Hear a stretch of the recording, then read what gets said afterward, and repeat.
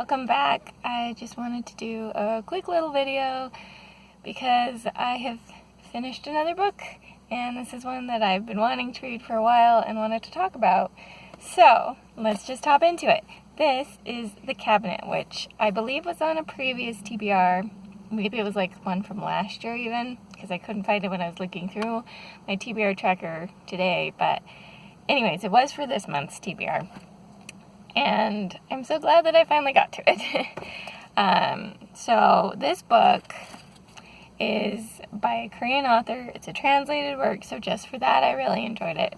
Which, I mean, I guess I don't necessarily have a requirement of enjoying translated works, but at least all of them that I've read so far this year that are translated works, I've really enjoyed. So just chalk this up to another one of that. But also, a cool thing about this one is it read a lot like a series of short stories.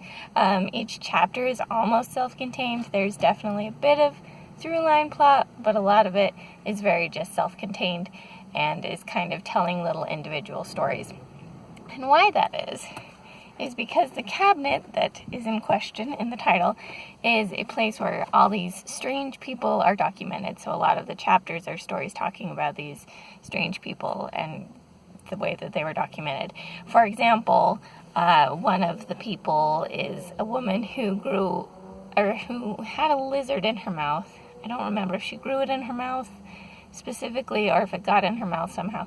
But anyways, there was a lizard in her mouth, and then it ended up taking the place of her tongue. And so there's all kinds of weird little stories like that. There's one about a guy who grows a ginkgo tree out of one of his fingers.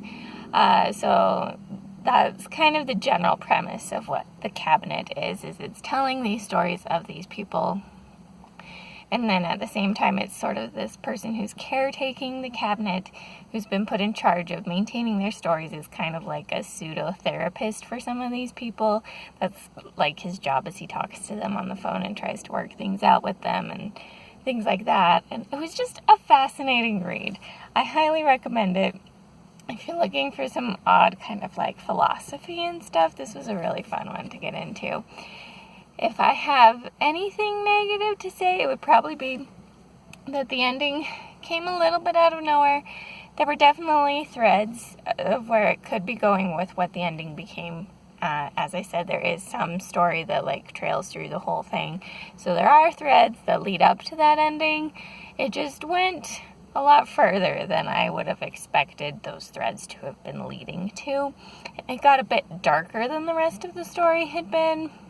So that is a heads up, but it is really good. I highly recommend it. If you're looking for a Korean book specifically, maybe try picking this one up and checking it out. I really enjoyed it and had a really good time with it. And I hope to find more fun Korean books to continue reading as well. If you have any recommendations of other ones you think I might like, feel free to share down below. If you happen to have read The Cabinet and want to share some of your thoughts on it, again, share down below. I think that's all I've got for now. This is the Umlaut Harper signing out.